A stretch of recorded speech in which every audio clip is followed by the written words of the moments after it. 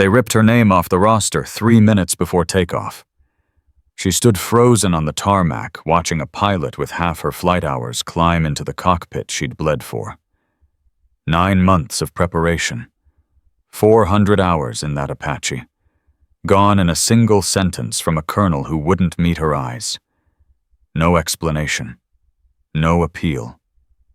Just whispers that spread like wildfire through 45 pilots. Too young. Unstable. Cracked under pressure. She was 20 years old. The youngest Apache pilot in Army history. And they were burying her alive. But when a 4-star Admiral seized the radio and spoke 5 words to the entire base, every lie they told about her was about to explode. From which city are you watching today? If you believe in justice for those who serve in silence, subscribe and stay until the end. The desert sun had barely cleared the horizon when Lieutenant Maya Sterling pushed through the double doors of the pre-flight briefing room at Fort Ironhawk Air Station. The air inside was thick with tension and the smell of burnt coffee. Pilots stood in clusters around the flight roster board, checking assignments for Exercise Iron Thunder. This was the kind of event that could define a career. NATO observers. Pentagon brass. Live fire demonstrations broadcast to Allied command centers across 4 continents. Everyone knew what was at stake. Maya moved through the room with a kind of economy that came from years of discipline packed into a young life.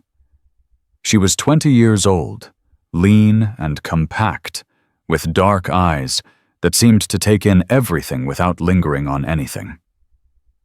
The youngest Apache pilot ever certified in Army aviation history, a record that followed her like a shadow she couldn't shake. The other pilots noticed her, but didn't engage. A few nodded. Most looked away. There was a distance around her that wasn't quite hostility, but wasn't warmth either. It was the kind of space people left around someone they weren't sure belonged. She stopped at the roster board and scanned the names. Apache 47 lead gunship for the close air support demonstration. Her name was printed next to it in crisp letters. 9 months of preparation had led to this moment. 9 months of simulator runs, live fire drills, coordination briefings with ground controllers, and endless equipment checks. She had flown that bird more than anyone else on the base. She knew its quirks, its strengths, the way it pulled slightly left during hard banks. It was hers in every way that mattered except on paper. She turned to head toward the equipment lockers when a voice cut through the low murmur of conversation. Sterling. Major Victor Harlan stood in the doorway to the operations office. He was a broad-shouldered man in his late 40s, with a face that looked like it had seen too many bad decisions and made peace with all of them. He didn't meet her eyes. Maya stopped. "Sir, need a word outside." The room didn't go silent, but the quality of the noise changed. Conversations continued, but everyone was listening now. Maya could feel it like static electricity on her skin. She followed Harlan into the hallway. He walked a few paces away from the door, then stopped and crossed his arms. Still wouldn't look at her. "You're scratched," he said. Maya stared at him. "What not cleared for flight? Effective immediately. On whose authority command decision?" His jaw was tight. "Don't push it, Lieutenant. Major, I've been prepping for this sortie for 9 months. My pre-flight checks are done. The bird is ready." "I'm ready." "Not my call, Sterling." "Then whose call is it?" Harlan finally looked at her. There was something in his expression that might have been sympathy, but it was buried under layers of rigid professionalism. "Colonel Thorne. And before you ask, no, I don't know why. Orders came down an hour ago. You're off the roster." Maya felt something cold settle in her chest. The feeling was familiar. She'd felt it before in places she couldn't talk about, doing things that officially never happened. "Who's taking my slot?" Lieutenant Brennan. Cole Brennan. A decent pilot, competent, but he had less than half of Maya's flight hours and had never flown a live fire demonstration of this scale. He was 26, experienced enough to be safe, inexperienced enough to be unremarkable. Maya didn't say any of that. She just nodded once, slowly. "Understood, sir." Harlan looked like he wanted to say something else. Instead, he turned and walked back into the briefing room. Maya stood alone in the hallway for a moment, staring at the scuffed linoleum floor. Then she followed him back inside. The briefing started 5 minutes later. Colonel Marcus Thorne stood at the front of the room, a wiry man with silver hair and a voice like gravel scraping concrete. He went through the mission parameters with mechanical precision. Weather conditions, flight paths, target zones, rules of engagement.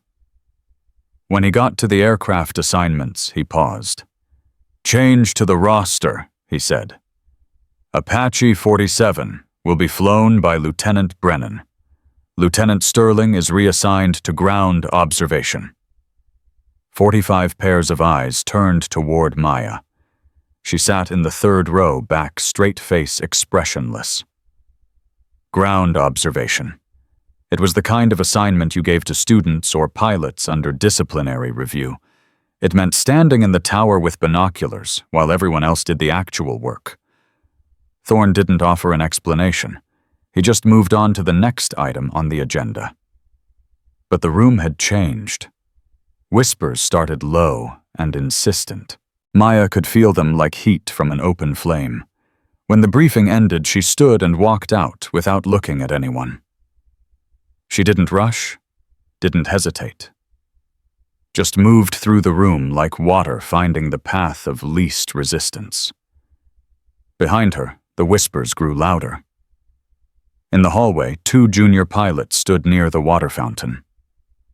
Lieutenant Derek Gareth, a tall kid from Montana with a sunburned neck, and Lieutenant Tara Inez, a sharp-eyed woman from New Jersey who flew transport choppers. They didn't notice Maya approaching until she was almost past them. "Heard she got flagged during psych eval," Gareth said. "Finally caught up with her." "I heard she froze during a training run last month," Inez replied. "Command doesn't trust a 20-year-old with live ordnance. Whatever it was she's done, nobody comes back from ground observation during a NATO exercise." Maya kept walking. Her jaw tightened, but she didn't break stride. Didn't turn around. Just kept moving until she reached the exit and stepped out into the brutal desert heat. The tarmac shimmered under the morning sun. Rows of Apache helicopters sat in perfect formation, their rotors casting long shadows across the concrete. Ground crews moved between them, running final checks, loading ordnance verifying systems. In the distance, the VIP area was being set up. Chairs and awnings for the NATO observers and Pentagon officials who would be watching the demonstration. Cameras were being positioned, sound equipment tested. This wasn't just a training exercise. It was a performance. Maya made her way to the command tower, a squat concrete structure with a 360-degree view of the airfield. Inside the observation deck was crowded with officers and technicians. She found a spot near the windows away from the main clusters of personnel. Someone handed her a pair of binoculars. She took them without comment. Below on the tarmac, Cole Brennan was doing his pre-flight walk-around on Apache 47. Maya watched through the binoculars. Brennan was thorough. She'd give him that. He checked the rotor blades, inspected the landing gear, examined the weapons pylons. But there was a hesitation in his movements, a lack of fluidity. He had to refer to his checklist 3 times for things Maya could do from memory. Chief Warrant Officer Elena Vance stood nearby with her arms crossed. Maya had worked with Vance for 2 years. She was old-school Army aviation, a Desert Storm veteran who'd seen more combat from the ground than most pilots saw from the air. She didn't suffer incompetence, and she didn't hide her opinions. Right now, she looked profoundly unhappy. Brennan climbed into the cockpit and started running through the systems checks. Maya lowered the binoculars and looked away. She didn't need to watch this. On the far side of this observation deck, 2 senior officers stood near the radio console. Lieutenant Colonel Patricia Webb, a slim woman with steel-gray hair and a reputation for ruthless efficiency, and Major Quinn Dalton, a former Apache pilot who'd moved into command roles after a crash left him with a permanent limp. They were speaking in low voices, but the observation deck wasn't large. Sound carried. "This is a mistake," Dalton said. "It's done," Webb replied. "We can't second-guess it now. Brennan isn't ready for this. You know that. I know that. Thorne knows that. It doesn't matter. It matters to the mission." Webb turned to look at him. "The mission will proceed as planned. Brennan is capable. He'll manage." "And if he doesn't?" Webb didn't answer. She just looked out at the tarmac, her expression unreadable. Maya stood near the window, staring at nothing. She could feel eyes on her. People were watching, wondering, judging. She'd been through this before. The scrutiny, the doubt. The quiet assumption that if someone in command didn't trust her, there must be a reason. It didn't matter that no one would say what that reason was. The absence of an explanation was its own kind of evidence. She thought about the last 9 months, the hours in the simulator, the coordination drills, the briefings where she'd walked the entire squadron through the mission profile step by step until everyone knew their role by heart. She'd done everything right. She'd been perfect. And it hadn't mattered.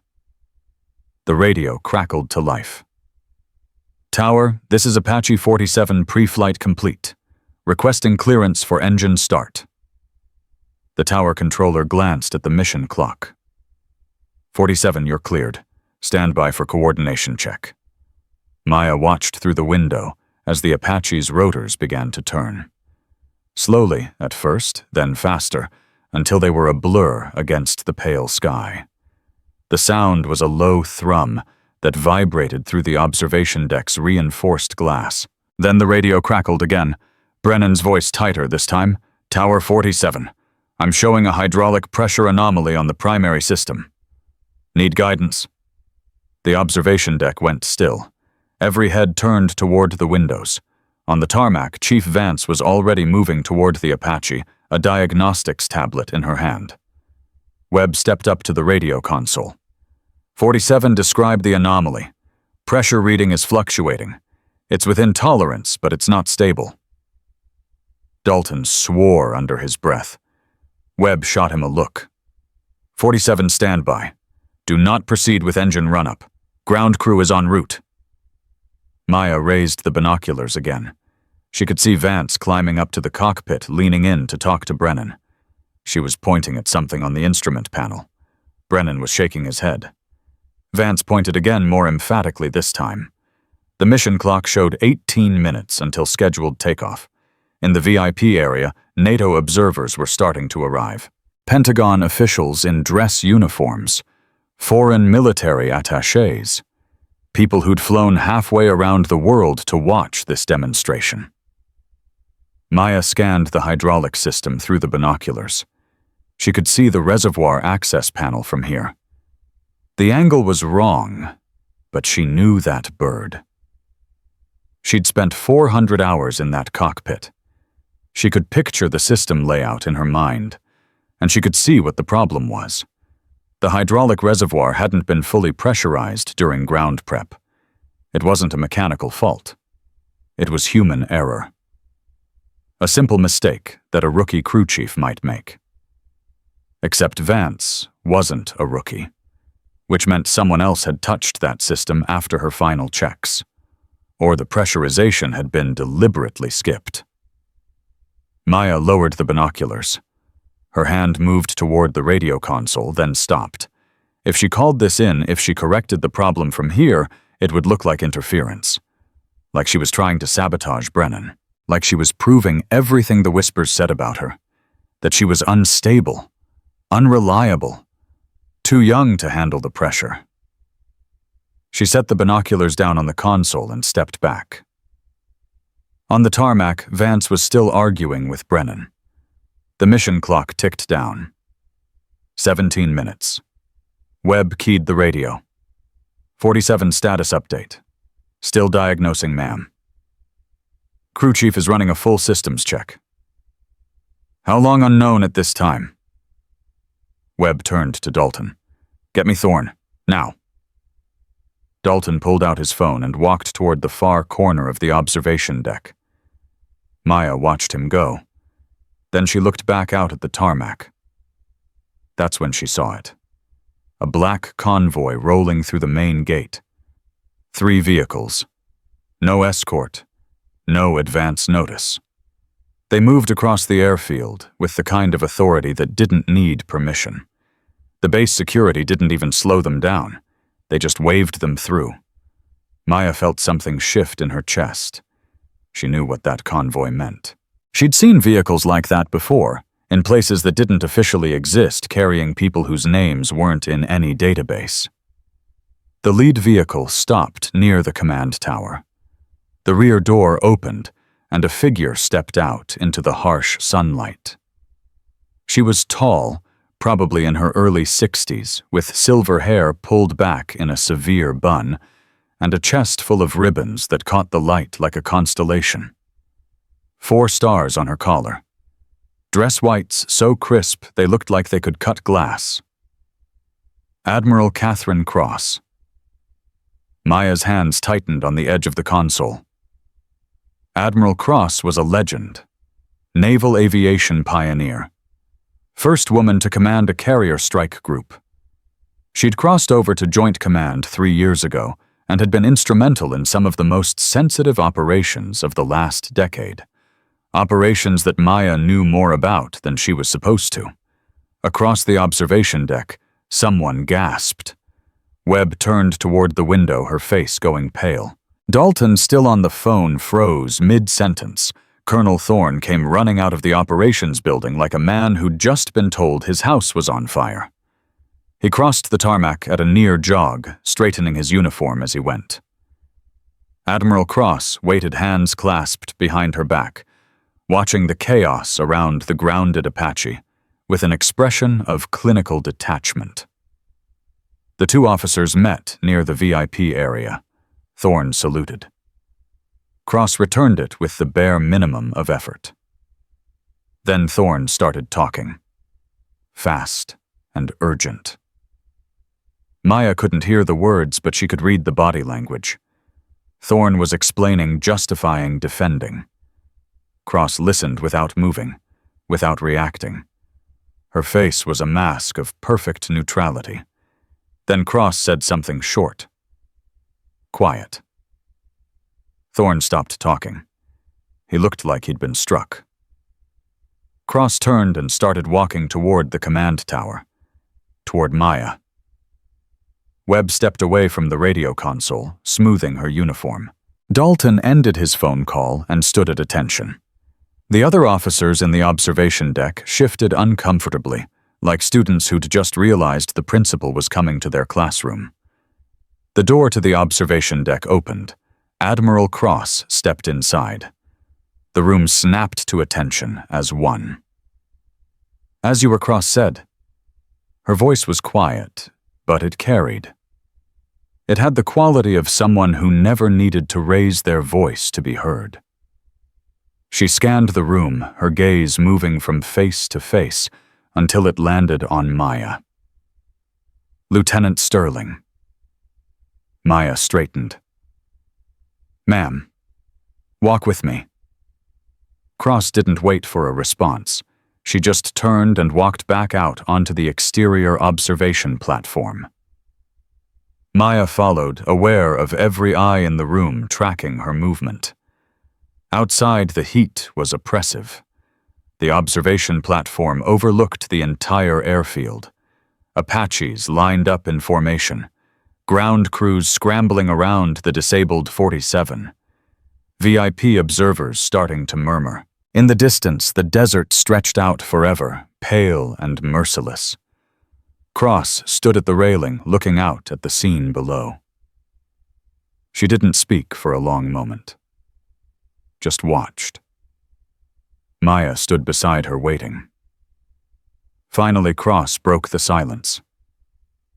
"Who grounded you, Major Harlan, ma'am, on orders from Colonel Thorne? Did they give you a reason?" "No, ma'am." "Did you ask for one?" "No, ma'am." Cross glanced at her. "Why not?"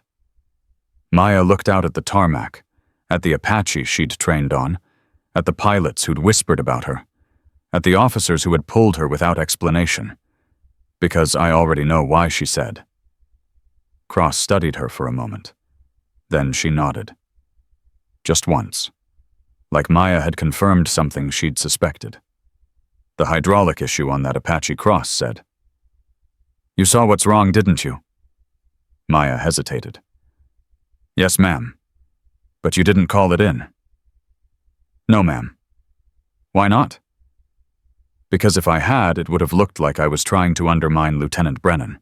Like I was proving everyone right about me being too young, too unstable, too dangerous to trust." Cross turned to face her directly. "And what are you, Lieutenant Sterling?" Maya met her eyes. "I'm the pilot who should be in that cockpit, ma'am, and we both know why I'm not." Cross held her gaze for a long moment. Then she turned and walked back into the observation deck. Maya followed. Inside, Cross moved directly to the radio console. Webb stepped aside. Dalton backed up. Cross picked up the handset and keyed the transmit button. "All stations, this is Admiral Cross. I am assuming operational authority over Exercise Iron Thunder effective immediately." The channel crackled. Somewhere on the flight line, someone dropped a tool. The sound echoed across the tarmac. "I want Colonel Thorne, Major Harlan, and Lieutenant Colonel Webb in the command tower. Now!" Cross set down the handset. The observation deck was silent. No one moved. No one breathed. Webb cleared her throat.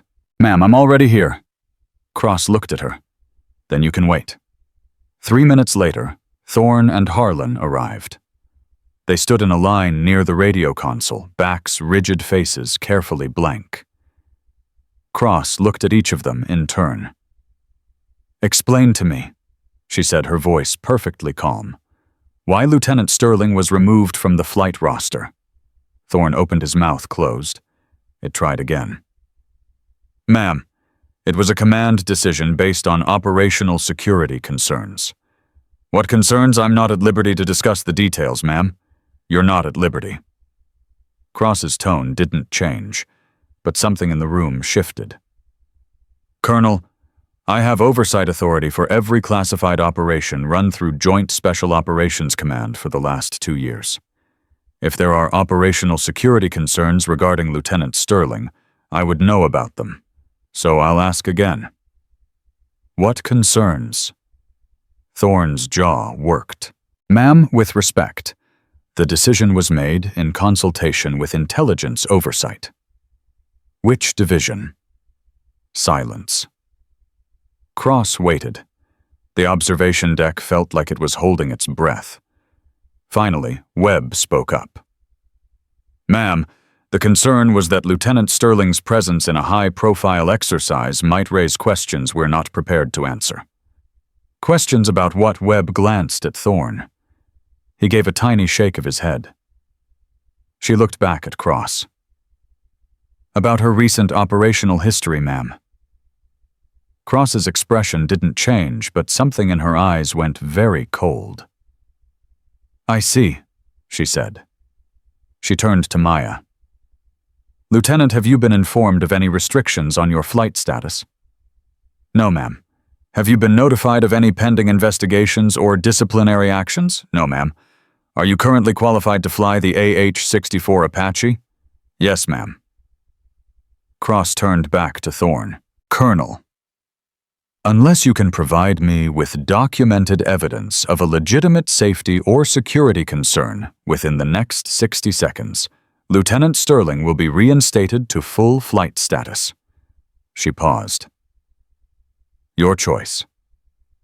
Thorne looked like a man watching his career burn. Ma'am, I must protest. Protest noted. 60 seconds, starting now. No one spoke. The mission clock on the wall ticked down. 55 seconds. 50.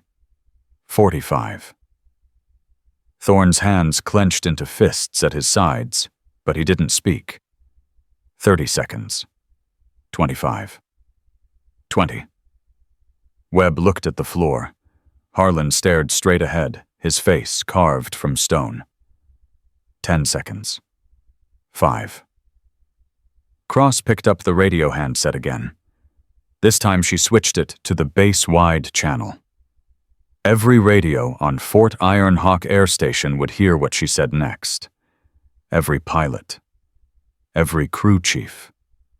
Every officer. Every observer in the VIP area. Maya's heart was pounding so hard she could feel it in her throat. Cross keyed the transmit button and spoke 5 words that would change everything. She flew the Viper run. 5 words.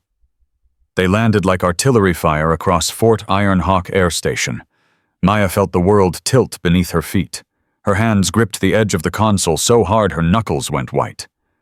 Admiral Cross wasn't finished. 12 weeks ago, Cross continued, her voice carrying through every speaker on the base. Lieutenant Sterling flew a classified interdiction mission in hostile territory. Solo. Night. 0 aerial support. Complete radio blackout. The observation deck had gone absolutely still. Webb's face drained of color. Thorne looked like a man watching his own execution. Her Apache took sustained fire from multiple positions, Cross said.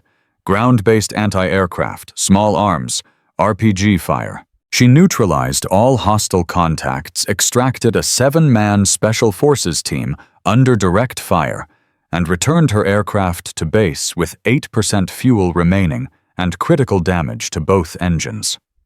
On the tarmac below, visible through the windows, ground crews had stopped moving. Pilots stood frozen beside their aircraft. Even the NATO observers in the VIP area had gone quiet. The mission was deemed too sensitive to acknowledge, Cross said. Her record was scrubbed. She was told to resume normal duties and say nothing. No medal, no commendation, no public record. Cross paused. The pause filled every corner of the airbase with suffocating silence. She flew the Viper run, and she did it at 20 years old. Maya couldn't breathe. 12 weeks of silence, 12 weeks of whispers and doubt and isolation. And now, in 30 seconds, Admiral Cross had torn it all open. The radio clicked off. Cross set down the handset and turned to face Thorne. "Colonel?" she said, her voice dropping to something quiet and dangerous. "Would you like to explain why a pilot who executed that mission was pulled from a routine demonstration flight?" Thorne's mouth opened. Nothing came out. Harlan had gone pale. Webb was staring at Maya like she'd never seen her before. Ma'am Thorne finally managed the classification protocols were designed to protect operational security. Cross cut him off. Not to destroy the career of the pilot who saved 7 American lives. The mission parameters were compromised, Thorne said. Intelligence indicated that hostile actors might have identified Lieutenant Sterling as the pilot. Her presence at a high-profile NATO exercise could have created a targeting opportunity. Cross took a step toward him. "Did you share that assessment with Lieutenant Sterling?" "No, ma'am." "Did you inform her that she was being protected rather than punished?" "No, ma'am." "Did you do anything to counter the rumors that have been destroying her reputation for the past 12 weeks?" Thorne's jaw tightened. No, ma'am. Cross nodded slowly. So you allowed a decorated combat pilot to be treated like a disciplinary problem. You let her squadron believe she was unstable, unreliable, unfit for command, and you did nothing to correct that impression. Ma'am, with respect to the classification is my responsibility now, Colonel, not yours. Cross turned to Maya. Lieutenant Sterling, she said you are reinstated to full flight status, effective immediately. Maya's voice came out steady, despite everything. Yes, ma'am. Get in your cockpit. The words hit Maya like a physical force. For a moment, she didn't move. Couldn't move. Then Chief Vance's voice crackled over the radio from the tarmac below. Tower, this is ground crew. Apache 47 is showing green across all systems. Hydraulic issue has been resolved. Cross glanced at Maya. I believe that's your aircraft, Lieutenant. Maya was already moving. She pushed through the observation deck door, took the stairs 2 at a time, and stepped out onto the tarmac. The heat hit her like a wall, but she barely noticed. 45 pilots lined the edge of the flight line. They'd heard everything. Every word Cross had spoken. Every classified detail that had been buried for 12 weeks.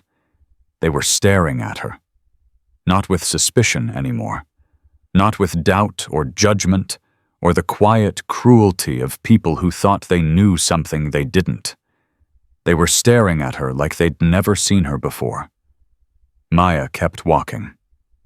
Brennan was standing beside Apache 47, his helmet tucked under one arm.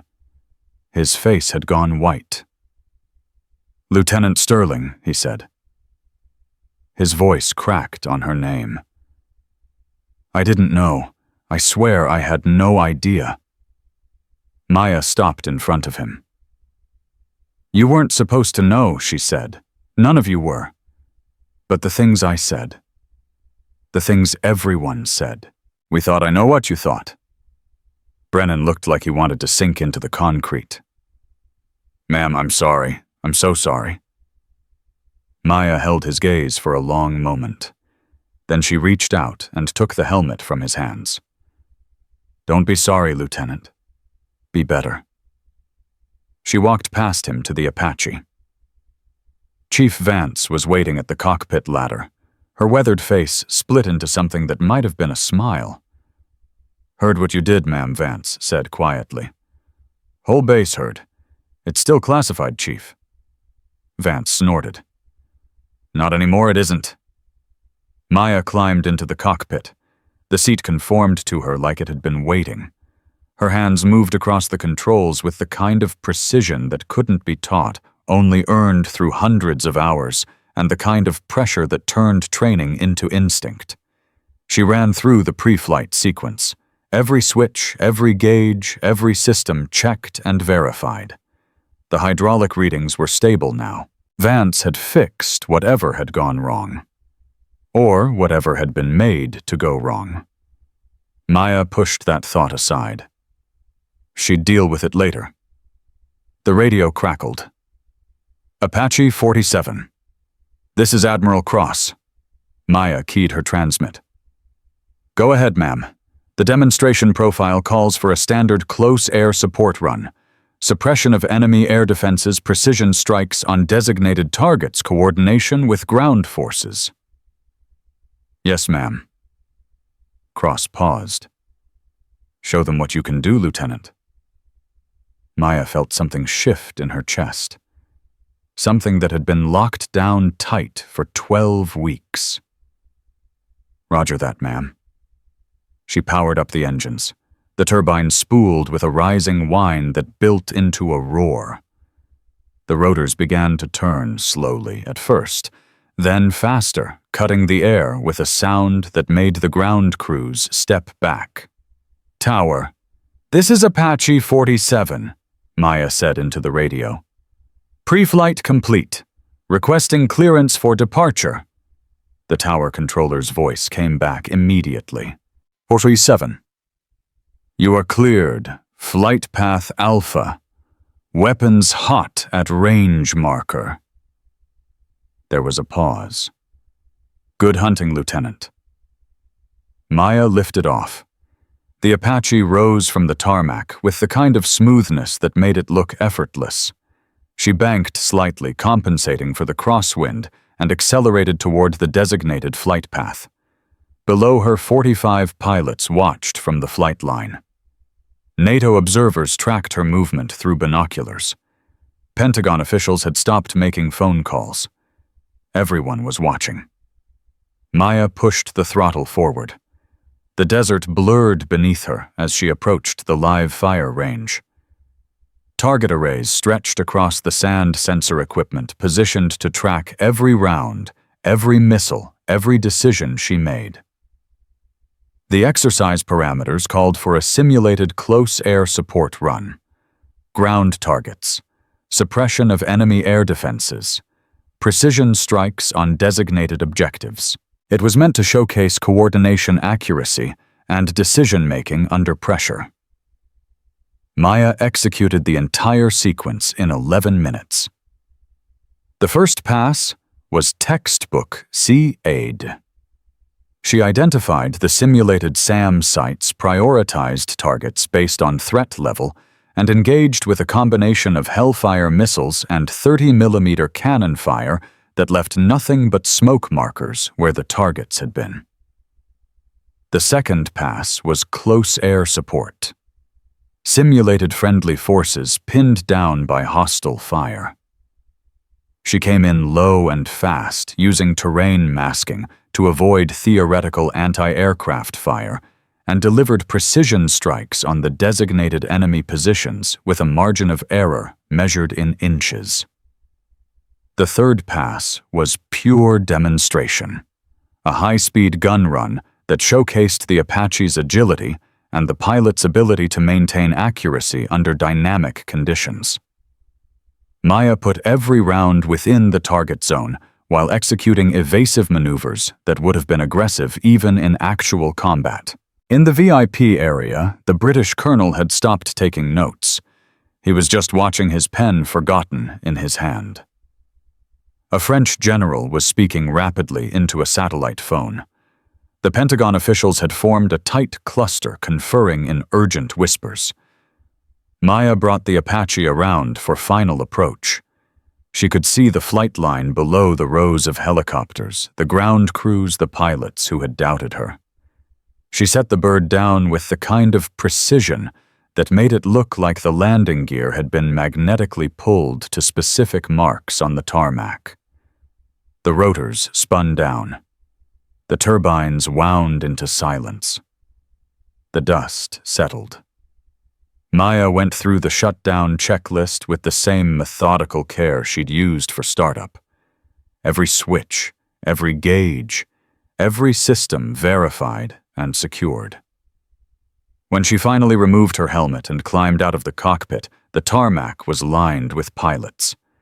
They weren't cheering, weren't calling out. They were just there, standing, watching.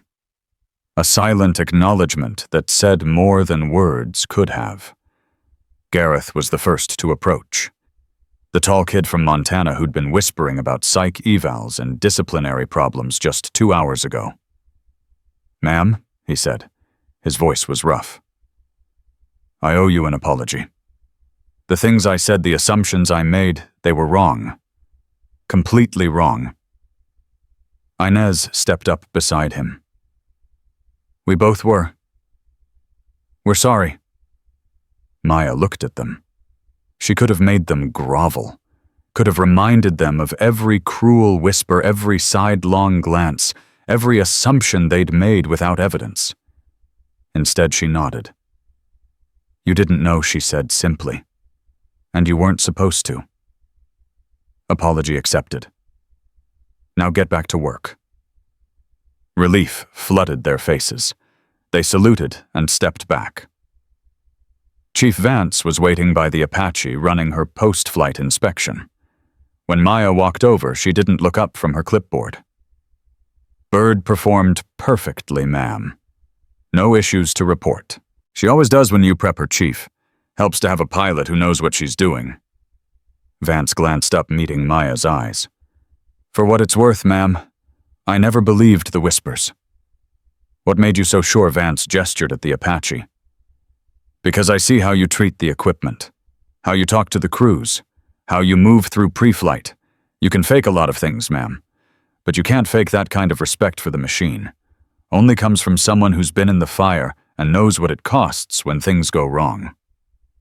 Maya felt something tighten in her throat. Thank you, Chief.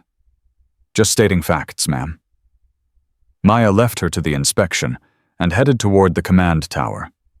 She needed to debrief to file her after-action report to face whatever administrative consequences were about to come crashing down. But before she reached the tower, a voice stopped her. Lieutenant. Admiral Cross stood near the base of the stairs, hands clasped behind her back. The VIP observers were still in the background, but she'd separated herself from them. Maya came to attention. Ma'am, walk with me. They moved away from the tower toward a section of tarmac that was temporarily clear. Cross didn't speak immediately. She just walked, and Maya matched her pace. Finally, Cross broke the silence. You know what happens now? Yes, ma'am. Inquiries, reviews, probably a formal investigation into the disclosure, all of which will conclude that I made the call, not you. You followed orders, nothing more. Maya glanced at her. Ma'am, with respect, they'll still come after me. Operational security, unauthorized disclosure. Even if I was following orders, they'll find a way to make it my fault. Cross stopped walking. She turned to face Maya directly. Let them try. The words were simple, but the weight behind them was not. This was a 4-star admiral with 3 decades of service and connections that reached into every corner of the Department of Defense. If she was willing to shield Maya, very few people would be able to touch her. But there was a cost to that protection. There always was. Ma'am, why did you come here today? Cross studied her for a moment. Because I was at the debrief for Operation Silent Viper. I read the after-action reports. I saw the gun camera footage. I know what you did out there, and I know what it cost you to stay silent about it. She paused, choosing her words carefully. I also know that the order to scrub your record came from people more concerned with political optics than operational reality. They didn't want questions about why we were running interdiction missions in that region, so they buried the mission, and they buried you with it. Maya's jaw tightened. She didn't respond. When I heard you'd been pulled from this exercise, Cross continued, I made some calls. Found out it was the same people. Same reasoning. They didn't want your presence here raising questions they'd have to answer. So they sacrificed you again. Ma'am, I knew the cost when I took the mission. Knowing the cost and accepting injustice are 2 different things, Lieutenant. Cross's voice was quiet but firm. You did your job. You did it brilliantly. And you were punished for it. That ends today.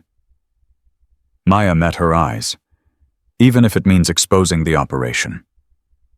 The operation was successfully completed 12 weeks ago. The intelligence objectives were met. The only thing classification was protecting at this point was institutional embarrassment. Cross gestured toward the VIP area. And now every Allied observer on this base knows we have a pilot who can execute that kind of mission at 20 years old. That's not a security risk, Lieutenant. That's a strategic asset. She let that sink in for a moment. You're reinstated, full flight status, no restrictions. And if anyone in your chain of command has a problem with that, they can take it up with me personally. Maya wanted to say something. Thank you felt insufficient. So did any other response she could think of. So she just nodded. Cross returned the nod. Dismissed, Lieutenant. Go file your report. Maya saluted. Cross returned it with the kind of precision that said more than words. Then she turned and walked back toward the VIP area, leaving Maya standing alone on the tarmac. Maya stood there for a moment, feeling the desert heat on her skin. the weight of the helmet bag in her hand, the reality of what had just happened settling over her like something physical. She flew the Viper run. And now everyone knew. The observation deck was nearly empty when she climbed the stairs. Most of the officers had dispersed, probably to make calls, file reports, cover their tracks. Only Dalton remained standing near the windows looking out at the flight line. He turned when she entered. "Hell of a flight, Lieutenant." "Thank you, sir. I owe you an apology. I should have pushed back harder when they pulled you. I knew it was wrong." Maya set her helmet bag on the table. "You were following orders, sir, same as everyone else. Following orders isn't always the same as doing what's right."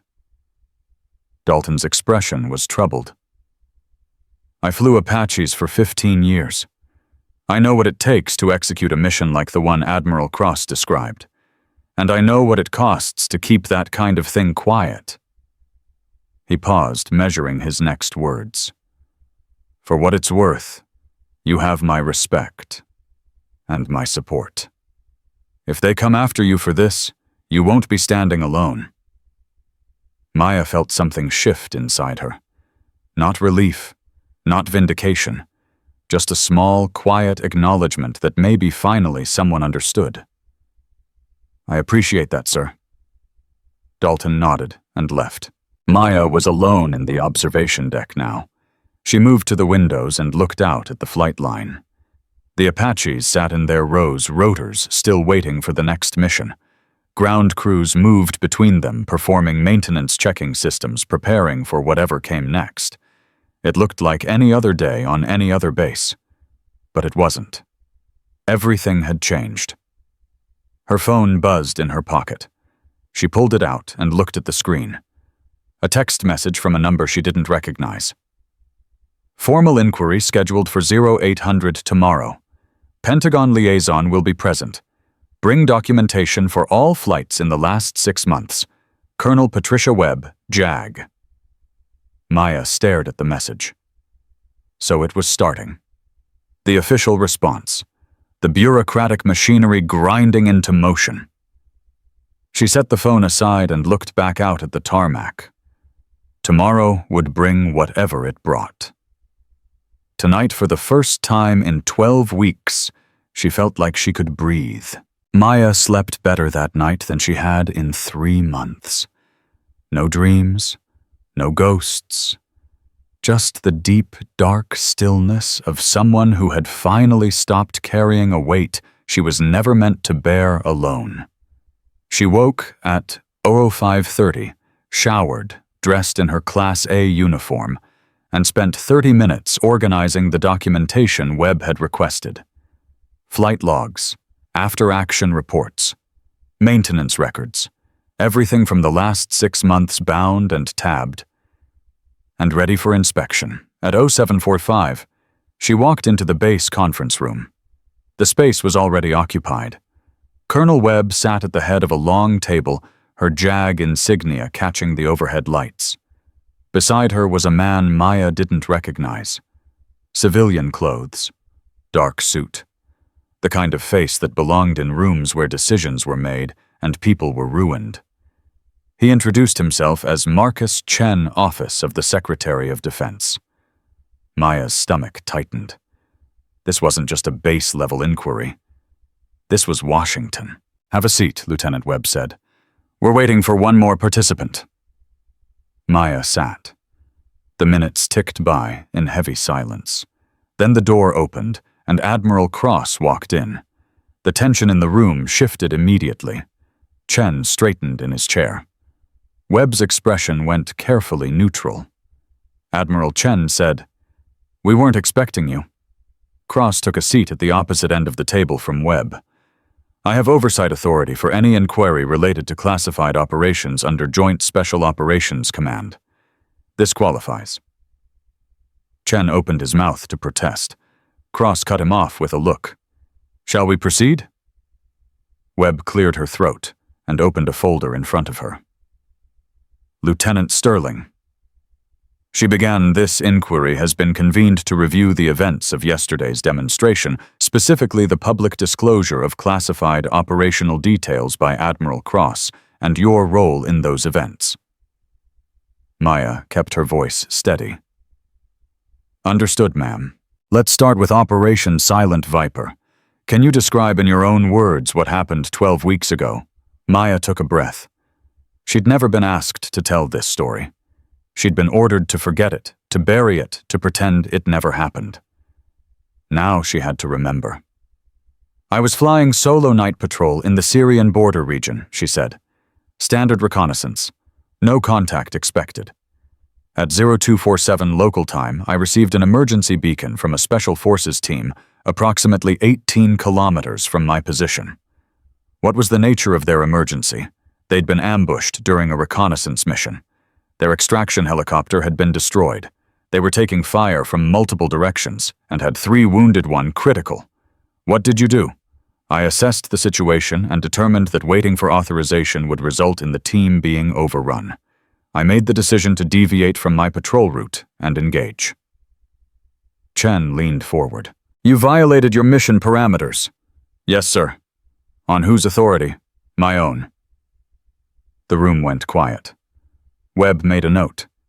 "Continue, Lieutenant." I approached the team's position from the northeast using terrain masking to avoid detection. As I closed within 2 kilometers, I took fire from an anti-aircraft position on a ridge to my west. I engaged and destroyed it with a Hellfire missile.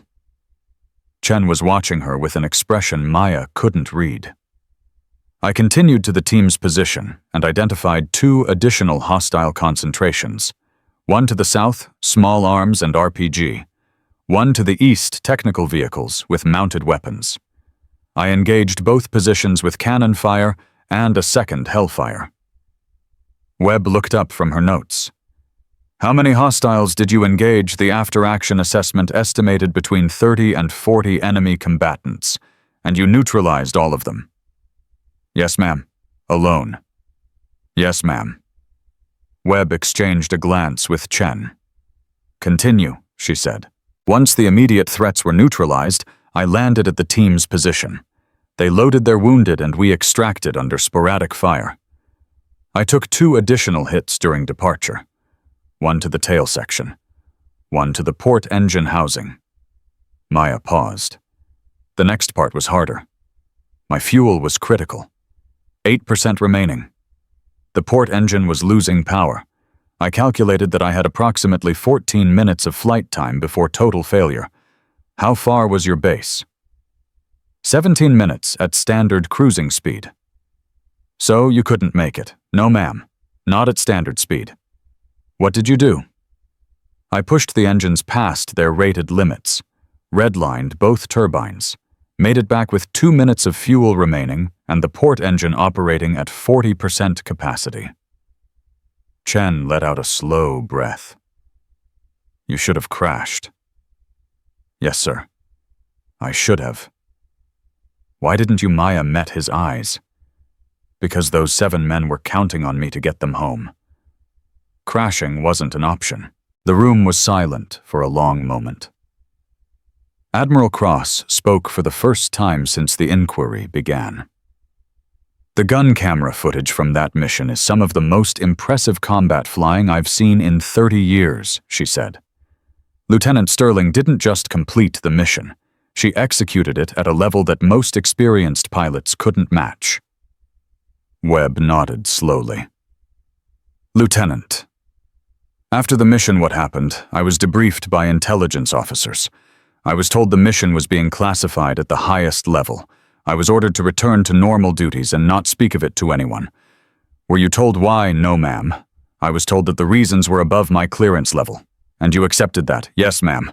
I'm a soldier. I follow orders." Chen shifted in his chair. "Even when those orders required you to accept damage to your reputation?" Maya's jaw tightened. "My reputation is secondary to operational security, sir. Even when your fellow pilots thought you were unstable, when they whispered that you'd failed a psych eval, when they assumed you'd been grounded because command didn't trust you. Even then, sir." Chen leaned back. That's either admirable discipline or profound foolishness, Lieutenant.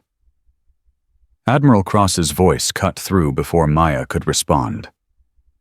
It's neither, Mr. Chen. It's what we ask of our soldiers every day. We ask them to sacrifice not just their safety, but their dignity, their reputations, their peace of mind. And then we act surprised when they actually do it. Chen turned to face her. Admiral, with respect, the classification protocols exist for a reason. They exist to protect operational security, not to punish the people who execute our most dangerous missions. The disclosure yesterday could have compromised ongoing operations. What ongoing operations? Cross's voice was sharp. The mission was completed 12 weeks ago. The intelligence objectives were achieved. The only thing that classification was protecting was the careers of the people who authorized a mission without proper support and then tried to cover up their mistakes by burying the pilot who saved it. Chen's face went red. Admiral, that's a serious accusation. It's a statement of fact. Webb held up a hand. Let's stay focused on the inquiry, please. She turned back to Maya. Lieutenant, were you aware that Admiral Cross intended to disclose the classified details of your mission yesterday? No, ma'am. I had no advance knowledge of the Admiral's actions. Did you request that she intervene on your behalf? No, ma'am. I hadn't spoken to Admiral Cross before yesterday. Webb made another note. So your first contact with the Admiral was when she called you to the observation platform? Yes, ma'am. And when she asked you to walk with her, did you know what she intended to do? No, ma'am. I assumed she wanted to discuss my grounding. But you didn't know she was going to make a public disclosure, no, ma'am. I was as surprised as everyone else. Chen leaned forward again. Lieutenant, I find it difficult to believe that you had no idea what was about to happen. Maya met his eyes steadily. Sir, I've spent the last 12 weeks following orders to stay silent about the most significant mission of my career. I watched my reputation get destroyed. I accepted a grounding I didn't deserve without protest. Do you really think I would have engineered my own vindication by violating the same classification I'd been sacrificing everything to protect? Chen held her gaze for a long moment. Then he sat back. No, he said quietly. I suppose not. Webb closed her folder. Lieutenant, based on this review, I find no evidence of misconduct on your part. You followed lawful orders from a superior officer. You maintained operational security under extremely difficult circumstances. Your conduct throughout has been consistent with military standards. Maya felt something release in her chest. Thank you, ma'am. However, Webb continued, there will be ongoing review of the classification protocols and the decision chain that led to the initial suppression of your record. That's not your concern, but you should be aware it's happening. Understood, ma'am. Chen spoke again, his tone different now. Softer. Lieutenant, off the record. What you did in Syria was extraordinary. The fact that it was buried for political convenience is a failure of the system, not of you. I want you to know that. Maya nodded. I appreciate that, sir. Webb stood. This inquiry is concluded. Lieutenant Sterling, you're free to go. Maya rose and saluted. As she turned toward the door, Admiral Cross fell into step beside her. They walked out of the conference room together down the corridor and out into the morning sun. Cross didn't speak until they were clear of the building. You handled that well, she said. I just told the truth, ma'am. The truth delivered poorly can still cause damage. You delivered it well. Cross stopped walking and turned to face her. Lieutenant, I want you to understand something. What happened to you was wrong. The system failed you. I can't undo that, but I can make sure it doesn't happen again. She paused. I'm recommending you for a commendation retroactive to the Viper mission. It won't be public. The mission details are still classified, but it will be in your official record." Maya didn't know what to say. "Ma'am, I don't need recognition. I just need to fly. You'll do both. Because you've earned both." Cross's expression softened slightly. "And Lieutenant, between us, I've been doing this for 30 years. I've seen a lot of pilots. You're one of the best I've encountered. Don't let bureaucracy convince you otherwise." She turned and walked away before Maya could respond. Maya stood alone in the sun, processing words she'd never expected to hear from someone at that level. The rest of the day passed in a blur of administrative tasks, updating records, filing reports, dealing with the endless paperwork that followed any official inquiry. By evening, Maya was exhausted in a way that had nothing to do with physical exertion. She was heading back to her quarters when she passed the flight line. The Apaches sat in their rows exactly as they always did, but one of them caught her eye. Apache 47, her bird, still marked with the maintenance tags from yesterday's flight. Chief Vance was there running her evening inspection. She glanced up as Maya approached. "Evening, ma'am." "Chief, how's she looking?" "Perfect as always." Vance wiped her hands on a rag. "Heard the inquiry went well. News traveled fast on a military base." "It did," Maya said. "Cleared of any misconduct. Good. Would have been a crime if it went the other way." Vance gestured at the Apache. "She missed you, I think. The bird flies different when you're in the seat." Maya ran her hand along the fuselage, feeling the smooth metal under her palm. There was a patch near the tail section. New paint. Clean welds. The repair from the Syria mission damage that officially never happened.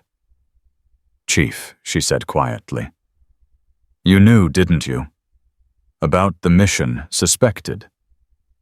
Vance's voice was low. "When they brought this bird in for repairs and classified the whole thing, I knew something major had happened.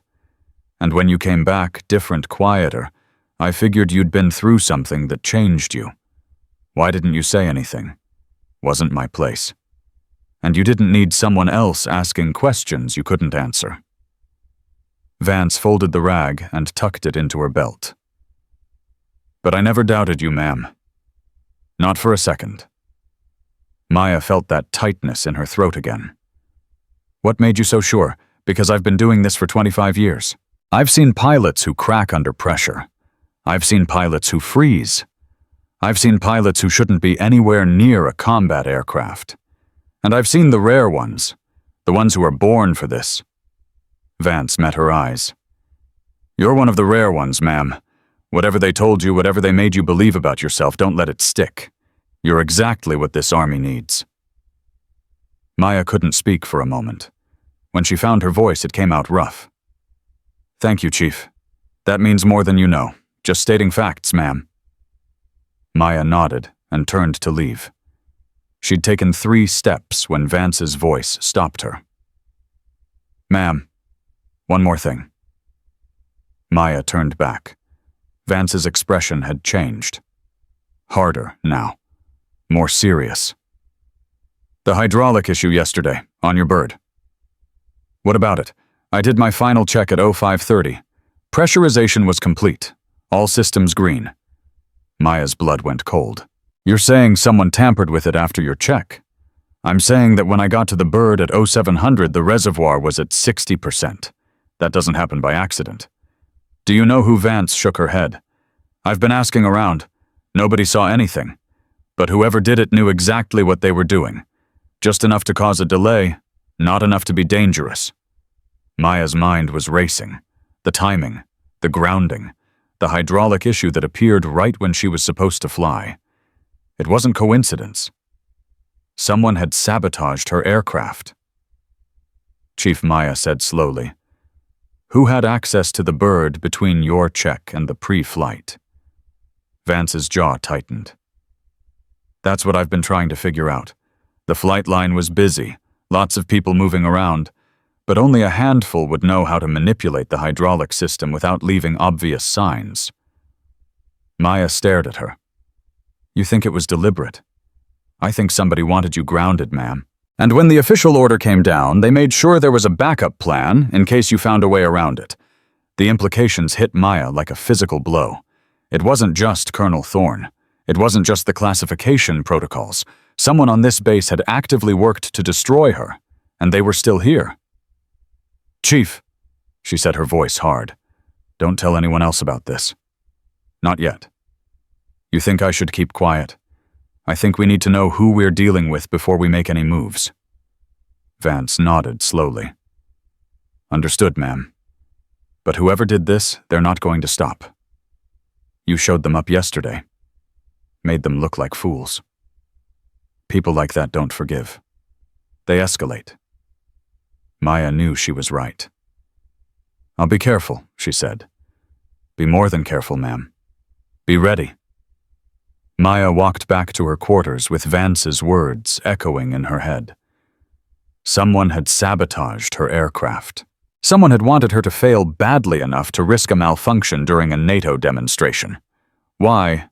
The obvious answer was the classification. Someone wanted to keep Silent Viper buried, and Maya's continued success was a threat to that. But there was another possibility, one that made her stomach turn. What if it wasn't about the mission at all? What if it was personal? She thought about the pilots who had whispered about her, the officers who had watched her fail, the ones who had seemed almost satisfied when she was grounded. Was one of them capable of sabotage? She reached her quarters and found a package waiting outside her door. No return address, no note. Just a small box wrapped in plain brown paper. Maya picked it up carefully. It was light. No wires, no weight that would suggest anything dangerous. She took it inside and set it on her desk. For a long moment, she just stared at it. Then she opened it. Inside was a single item. A unit patch, the kind that wasn't supposed to exist. Black background, silver Apache silhouette, and beneath it 4 words in crimson thread. Silent Viper, Shadow Flight. Maya's hands trembled as she held it. Someone had made this. Someone who knew what she'd done. Someone who wanted her to have proof that it mattered. But who? And more importantly, were they friend or enemy? She set the patch on her desk next to her flight logs and stared at it until the light faded from her window. Tomorrow, she would find answers. Tonight, she would plan. Because Chief Vance was right. Whoever had come after her wasn't finished. They'd failed yesterday, and people like that didn't accept failure. They came back harder. Maya reached into her locker and pulled out the service pistol she kept there. She checked the magazine chambered around and set it on her nightstand. Then she lay down on her bed fully clothed and waited for morning. Sleep didn't come. The knock came at 0347. Maya was off the bed before the second knock landed pistol in hand back against the wall beside the door. "Who is it, Vance? Open up. It's urgent." Maya checked the peephole. Chief Vance stood alone, her face tight with something that looked like controlled fury. Maya opened the door. Vance stepped inside without waiting for an invitation. She was carrying a tablet and her hands were shaking. "I found something," Vance said. "You need to see this." She handed Maya the tablet. On the screen was a security camera, still grainy but clear enough. A figure stood beside Apache 47. The timestamp read 0612, 48 minutes before the pre-flight briefing. The figure was bent over the hydraulic access panel. "Can you enhance the image?" Maya asked. "Already did." "That's the best we're going to get." Maya studied the figure. Medium build, flight suit. Face turned away from the camera. But there was something familiar about the posture. The way the shoulders hunched, the angle of the head. "I know who that is," Maya said. Vance nodded grimly. "So do I.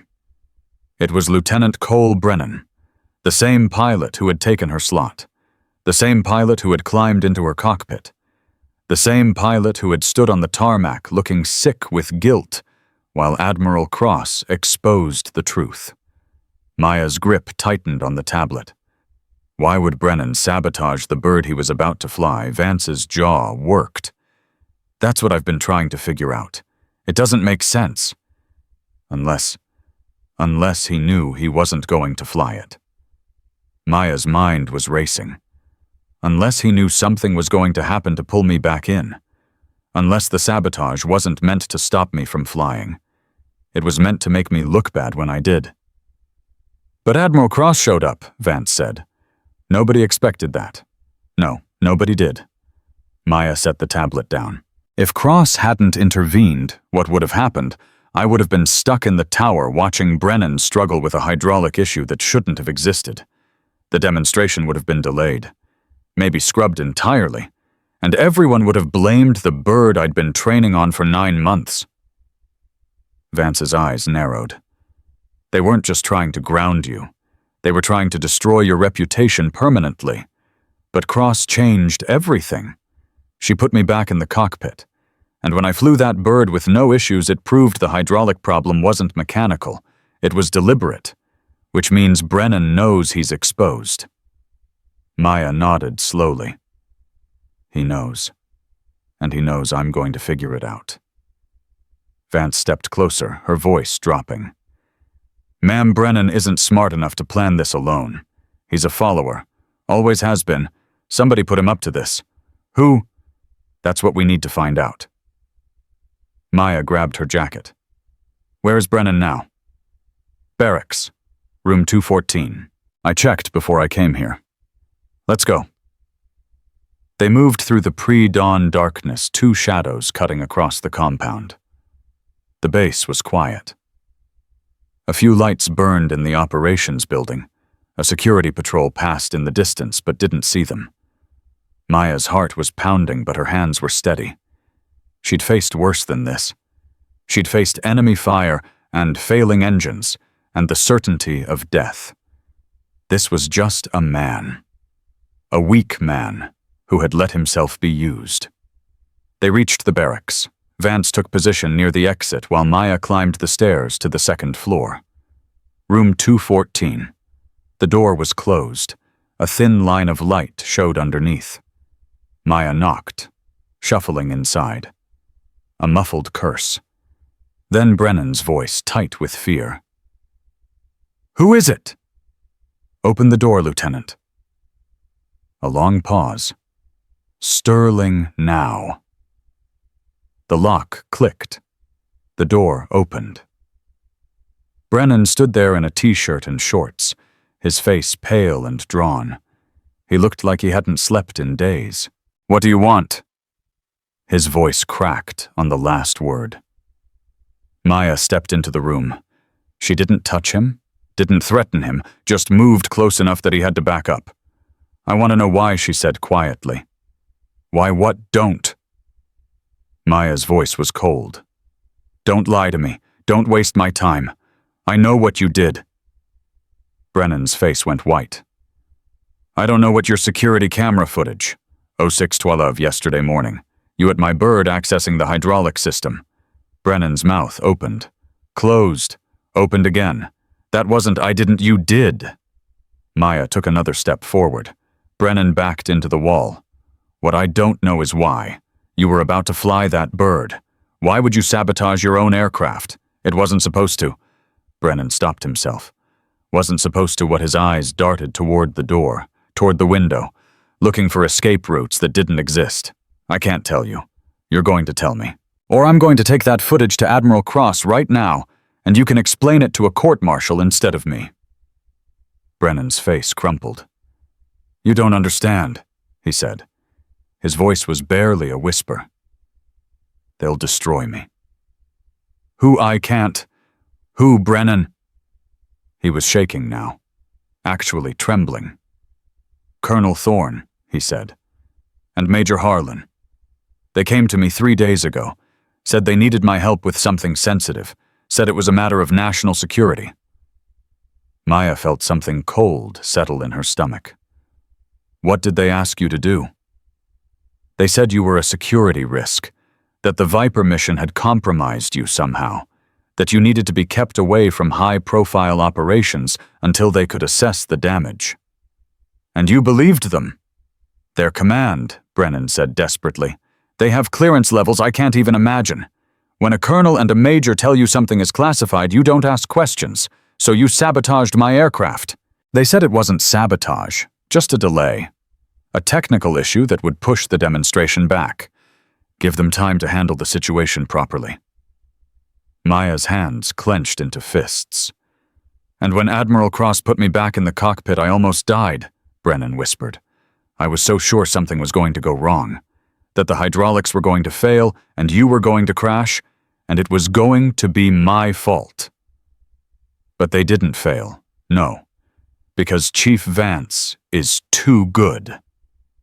She fixed it before anyone could figure out what had happened. Maya stared at him. This pathetic, frightened man who had let himself be used as a weapon against her. Why you? She asked. Why did they pick you for this? Because I was angry. Brennan's voice broke. Because I've been flying for 6 years and I'm still stuck at lieutenant while you, a 20-year-old kid, got assigned to lead the most important demonstration of the year. They knew I was jealous. They used it. Maya felt something shift inside her. Not sympathy, not forgiveness, just a cold understanding of how the system worked. People like Thorne and Harlan didn't do their own dirty work. They found weak links. They exploited resentments.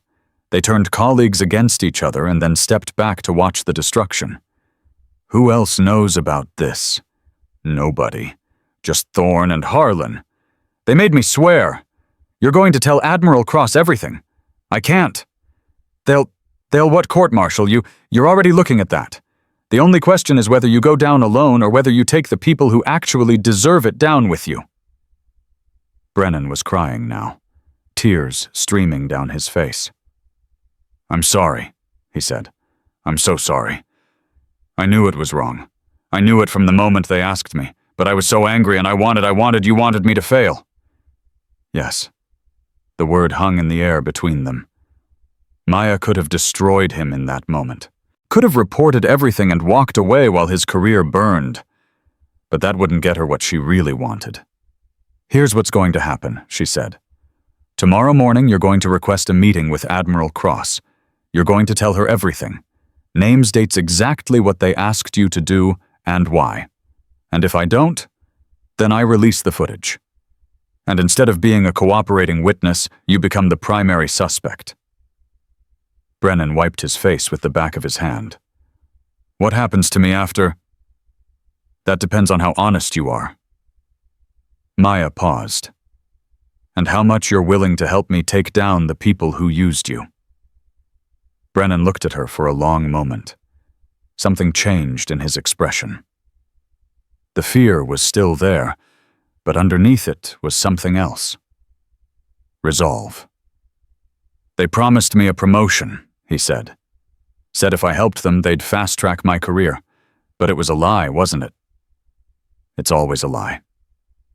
Brennan nodded slowly. Okay, I'll do it. I'll tell Cross everything. 800. Don't be late. Maya turned and walked out of the room. Vance was waiting at the bottom of the stairs. Got what you needed? And then some? They walked back across the compound in silence. The sky was starting to lighten in the east. When they reached Maya's quarters, Vance stopped. Ma'am, if Brennan's telling the truth, this goes higher than I thought. Thorne and Harlan aren't acting alone. Somebody above them gave the order to bury you. I know. What are you going to do? I'm going to find out who. Vance nodded, and then Maya's jaw tightened. And then I'm going to make sure they never do this to anyone else. She went inside and sat on her bed. Her hands were shaking now, the adrenaline finally wearing off. She thought about Brennan, about his jealousy, about how easily Thorne and Harlan had turned that jealousy into a weapon. She thought about herself at 20 years old, carrying a secret that was slowly destroying her, while the people who should have protected her used her silence against her. The system was broken. Not just at Fort Ironhawk, everywhere. But she couldn't fix the whole system. She could only fix this. At 0730, Maya walked into Admiral Cross's office. Cross looked up from her desk.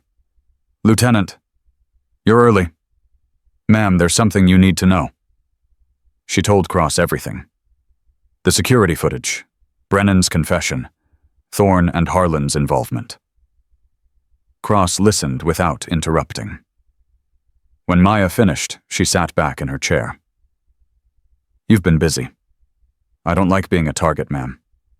Neither do I." Cross stood and walked to the window.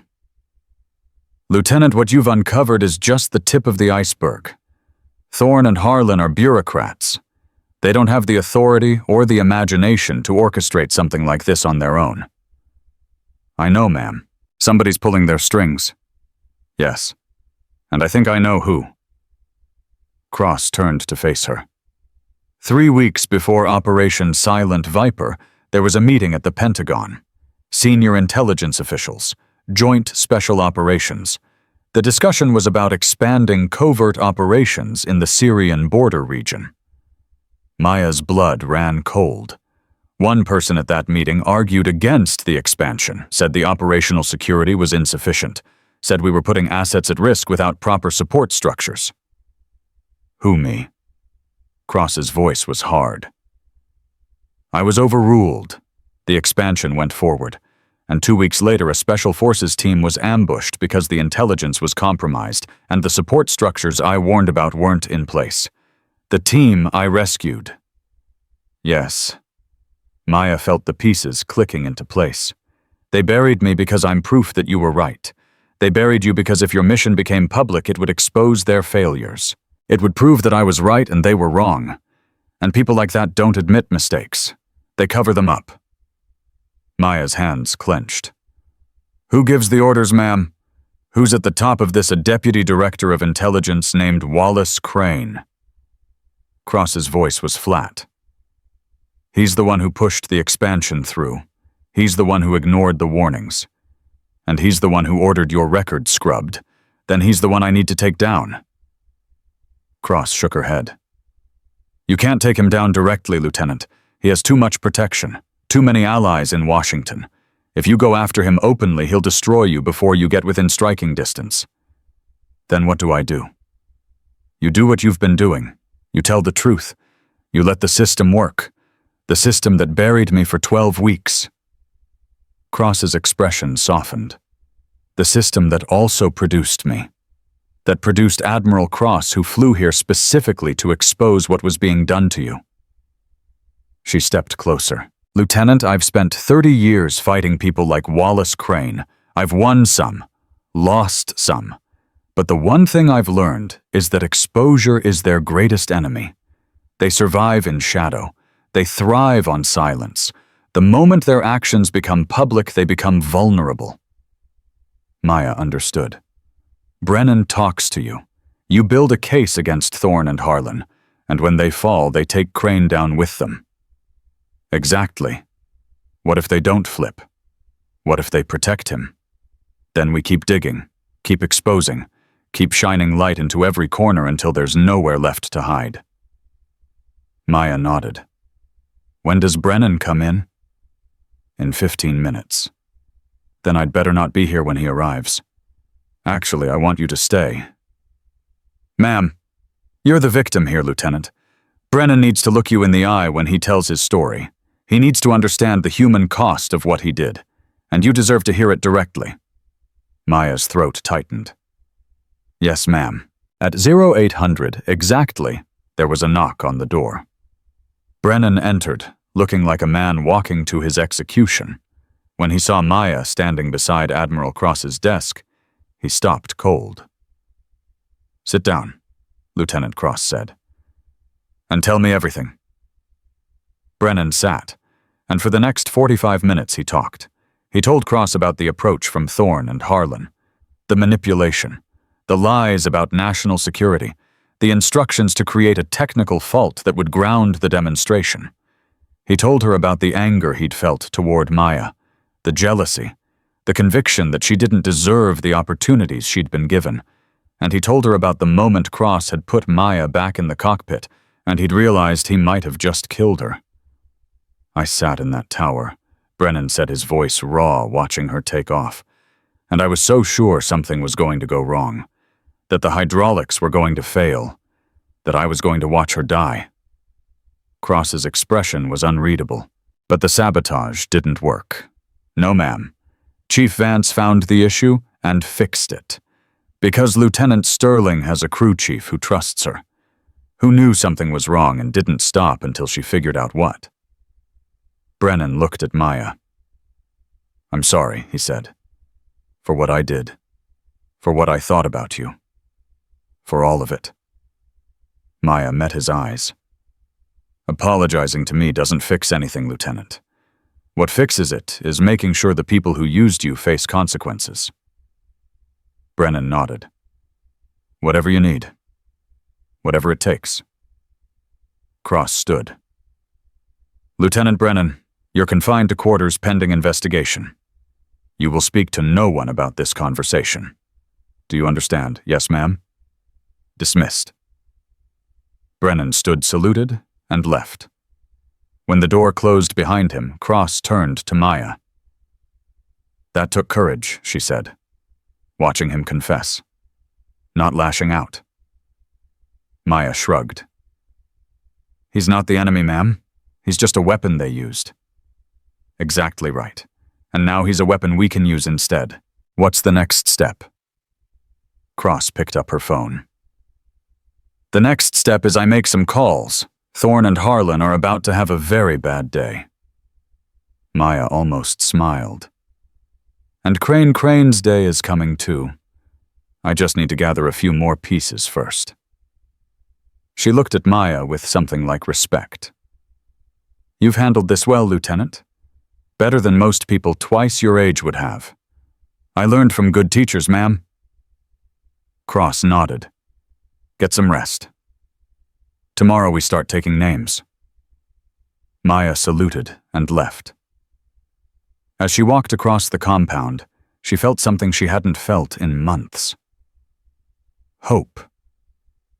The people who had tried to destroy her were about to face the consequences of their actions, not because of violence or revenge, but because of truth. Truth was the most powerful weapon she had, and she was just getting started. The arrests came at dawn. Maya was in the mess hall when she heard the sirens, military police vehicles rolling across the compound, lights flashing, doors slamming. She set down her coffee and walked outside. A crowd had gathered near the administration building. Pilots, crew chiefs, officers, everyone watching as Colonel Marcus Thorne was led out in handcuffs. His face was gray, his uniform disheveled. He walked with the broken gait of a man who knew his career was over. Major Victor Harlan followed 30 seconds later. He was fighting, struggling against the MPs who held his arms, shouting something about authority and jurisdiction and lawyers. Nobody was listening. Maya watched from the edge of the crowd. She felt nothing. No satisfaction. No triumph. Just a cold, quiet certainty that justice was finally being served. Chief Vance appeared beside her. "Heard they found evidence of 2 other pilots they tried to bury," Vance said quietly. "Same pattern. Outstanding performance followed by sudden career destruction." Maya's jaw tightened. "How many careers did they destroy?" "We may never know. But it's over now." "Is it?" Vance looked at her. "What do you mean?" Maya watched Harlan being forced into the back of an MP vehicle. "Thorne and Harlan are pawns," she said. "The real enemy is still in Washington." "Crane." "Yes. You think he's going to get away with it?" Maya turned to face her.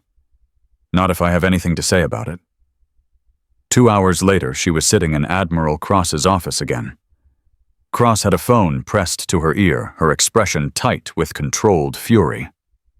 "I don't care what protocols he's invoking," she said into the phone. "I have sworn testimony from 2 Army officers implicating him directly. Either you bring him in for questioning or I go to the Senate Armed Services Committee myself." A pause. "Good. Tomorrow morning. I'll be there." She hung up and looked at Maya. "Crane's agreed to testify," she said. "Voluntary appearance before a closed-door Intelligence Committee hearing. That sounds like he's trying to control the narrative." "Of course he is. Men like Crane never face consequences directly. They lawyer up, they spin, they sacrifice subordinates to protect themselves. So what do? Cross leaned back in her chair. "We give the committee something they can't spin, something that makes Crane's version of events impossible to believe. What do you have in mind?" "You, Lieutenant." Maya stared at her. "Ma'am, I want you to testify, in person. Tell the committee exactly what happened in Syria. What you did, what it cost you, and how your record was suppressed to protect the people who failed you." Maya's heart was pounding. Testifying meant going public. It meant putting her face on this story. It meant becoming a target for everyone who wanted to keep the truth buried. "Ma'am, if I testify, there's no going back. I know. My career will never be the same. Your career was already destroyed once, Lieutenant. This is your chance to rebuild it on your own terms." Maya was quiet for a long moment. She thought about the 12 weeks of silence, the whispers, the isolation, the slow grinding destruction of everything she'd worked for. She thought about Brennan, who had been used as a weapon against her because of jealousy and weakness. She thought about Thorne and Harlan, who had built their careers on burying people like her. And she thought about all the other pilots out there, the ones who had been silenced, the ones who had been destroyed, the ones who would never get the chance she was being offered. "I'll do it," she said. Cross nodded. "I knew you would." The hearing was scheduled for 3 days later. Maya spent those 3 days preparing. Cross brought in lawyers, intelligence analysts, military historians who could put her mission in context. They walked her through every question she might face, every attack the committee members might launch, every attempt to discredit her testimony or twist her words. By the time she boarded the military transport to Washington, Maya felt like she'd already fought a war. The hearing room was smaller than she'd expected. A long table at the front where 7 senators sat with staff members and lawyers. A witness table in the center with a single chair and a microphone. Cameras positioned along the walls recording everything for the classified record. Maya wore her dress uniform. Every ribbon, every insignia in place. She looked like what she was, a combat pilot who had earned every honor she wore. Admiral Cross sat in the gallery behind her, a silent presence that said more than words. The committee chairman, Senator William Archer, called the hearing to order. "Lieutenant Sterling," he said, "you understand that the testimony you give today is classified at the highest level. You are not to discuss any aspect of these proceedings outside this room." "I understand, sir." "Good. Let's begin." For the next 2 hours, Maya told her story. She told them about the patrol, the emergency beacon, the decision to deviate from her mission parameters. She told them about the firefight, the extraction, the desperate flight home with failing engines and minimal fuel. She told them about the aftermath, the debriefing, the order to stay silent, the systematic destruction of her reputation by people who should have protected her. She told them everything. The senators listened in silence. A few took notes. Most just watched her with expressions that ranged from shock to admiration to something that looked like shame. When she finished, Senator Archer leaned forward. "Lieutenant," he said, "you're describing a coordinated effort to suppress information about a successful combat mission. A mission that saved 7 American lives." "Yes, sir." And you're saying this suppression was ordered by Deputy Director Crane. I'm saying that Colonel Thorne and Major Harlan both testified under oath that their instructions came from Director Crane's office. Did you ever speak with Director Crane directly? No, sir. I was never given that opportunity. Archer nodded. Director Crane, you've heard Lieutenant Sterling's testimony. Do you have a response? Maya turned her head. Wallace Crane sat at a separate table to her left. He was a trim man in his late 50s, silver hair, expensive suit, the kind of face that belonged on magazine covers and political fundraisers. He looked completely composed. Senator Crane said smoothly, Lieutenant Sterling is clearly an exceptional pilot who performed admirably under difficult circumstances. However, her characterization of the classification decisions is incomplete. In what way? The decision to suppress her record was made for legitimate national security reasons. The mission she flew exposed intelligence capabilities that we cannot afford to have known by our adversaries. So you're not denying that you ordered her record suppressed. I'm saying that the suppression was appropriate given the circumstances. Even though it destroyed her career, Crane didn't blink. Careers are secondary to national security. Senator. Maya felt something cold settle in her stomach. He was going to get away with it. He was going to sit there and justify everything, and the committee was going to let him. Then Admiral Cross stood up. Senator, if I may. Archer looked surprised. Admiral Cross. This is highly irregular. Sir, I have evidence directly relevant to Director Crane's testimony. What kind of evidence? Cross walked to the front of the room and handed a folder to the committee aide. 3 weeks before Operation Silent Viper, she said I attended a meeting at the Pentagon where Director Crane argued for expanding covert operations in the Syrian border region. I opposed that expansion because the operational security was insufficient. Crane's face went very still. Director Crane overruled my objections. Cross continued. The expansion went forward. 2 weeks later, a Special Forces team was ambushed because the intelligence was compromised, and the support structures I warned about weren't in place.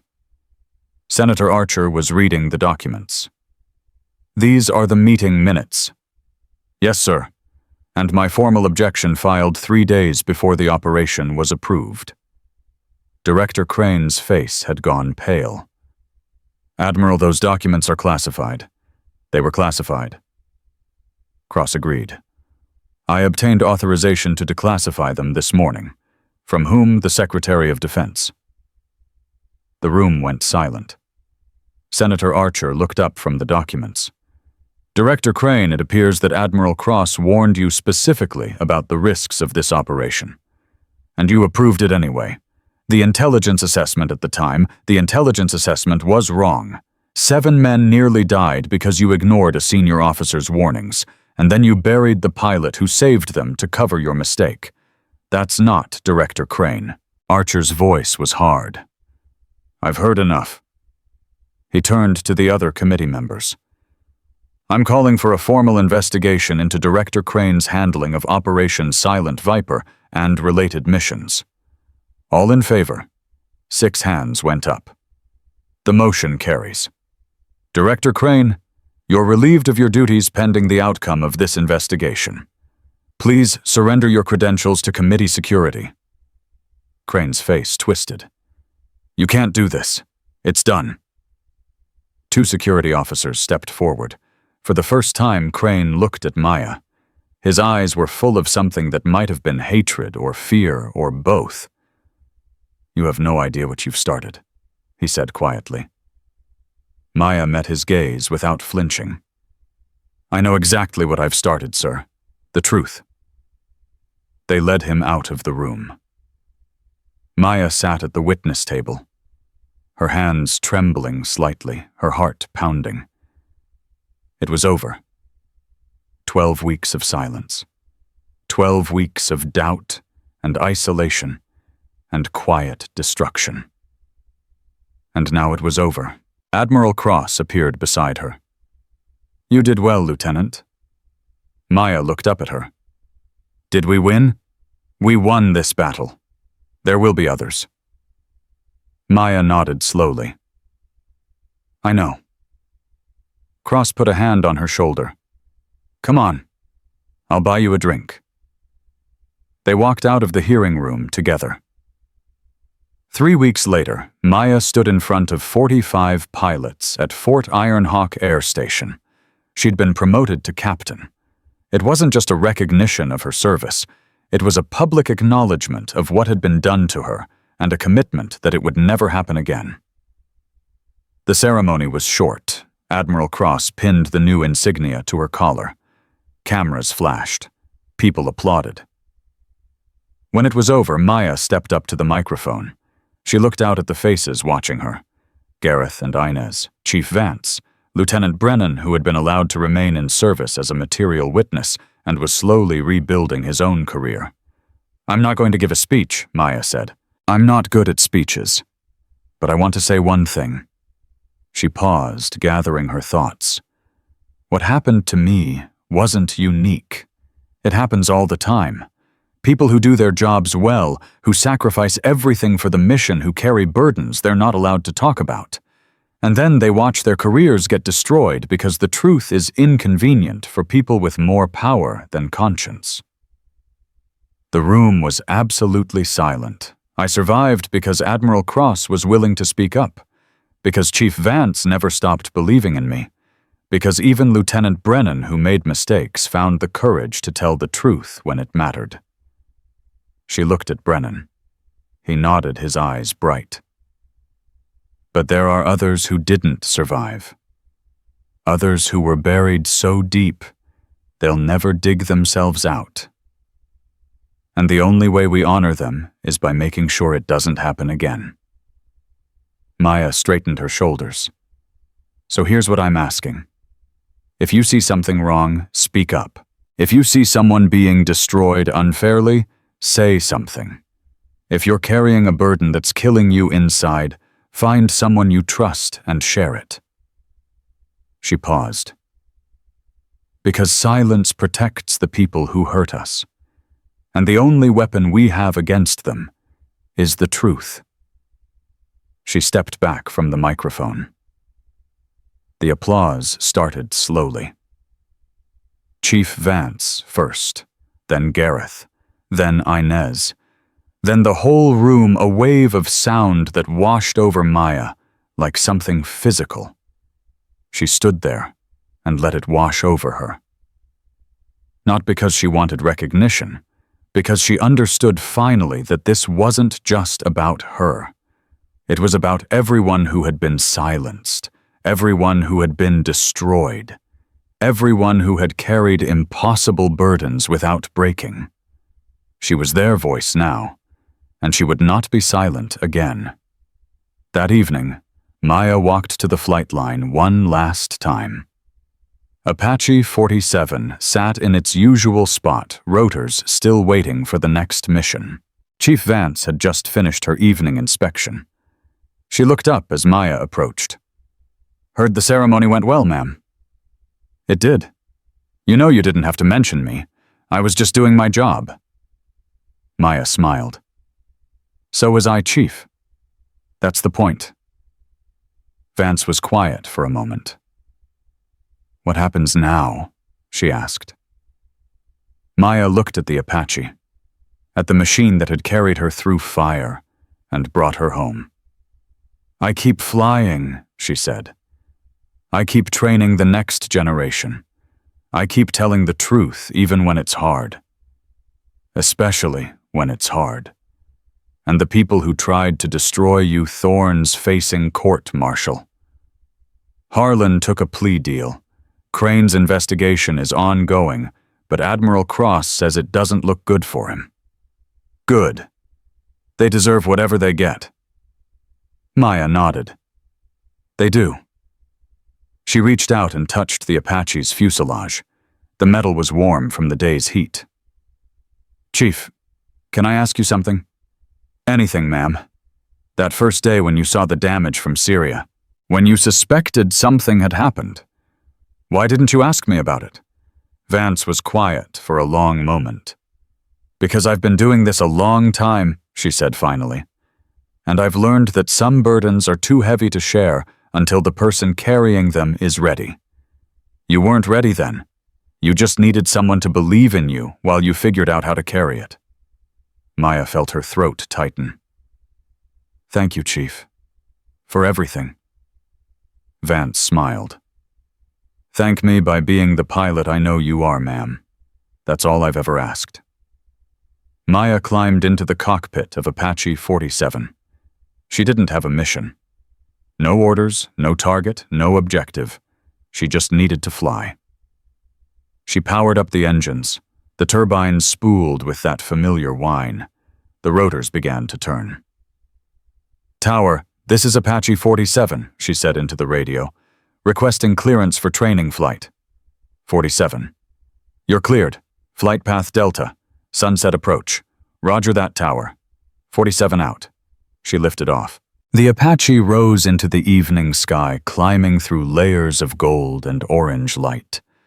Below her, Fort Ironhawk grew smaller. The barracks. The administration building. The flight line where everything had changed. Maya banked toward the west, toward the setting sun. She thought about the last 3 months. The mission that started everything. The silence that nearly destroyed her. The people who had fought to bury her and the people who had fought to save her. She thought about Admiral Cross, who had risked her own career to expose the truth. She thought about Chief Vance, who had believed in her when no one else would. She thought about Brennan, who had found the courage to admit his mistakes and help bring down the people who had used him. And she thought about herself. 20 years old. The youngest Apache pilot in Army aviation history. A combat veteran. A survivor. A voice. The desert stretched out beneath her, endless and beautiful. The same desert where she'd flown her first training mission, where she'd earned her wings, where she'd learned what it meant to sacrifice everything for something bigger than yourself. She was part of it now, part of a story that went back generations. Pilots who had fought and died and carried burdens nobody would ever know about. But her burden was different. Her burden was light now, because she'd learned the most important lesson a soldier could learn. Silence was a weapon that could destroy you, but truth was a weapon that could set you free. Maya pushed the throttle forward and climbed higher. The sun was setting, painting the sky in colors that made her heart ache with something she couldn't name. She flew toward it, not because she was running from anything, but because she finally understood what she was flying toward. The future. Her future. A future where she would never be silent again. Because some battles are fought in the open with fire and steel and the roar of engines. And some battles are fought in silence, with nothing but the truth and the courage to speak it. Maya Sterling had fought both kinds, and she had won. If you've ever carried a burden no one understood, if you've ever been silenced when you deserved to be heard, if you've ever watched someone take credit for your sacrifice while you stood in the shadows, know this: your story matters. Your truth matters. And someday, someone will speak your name with the respect you've always deserved. Share this story for everyone who was never given a voice. Subscribe if you believe that truth will always find a way to surface, no matter how deep they try to bury it. Because the sky has no ceiling for those brave enough to fly. And Maya Sterling was born to fly.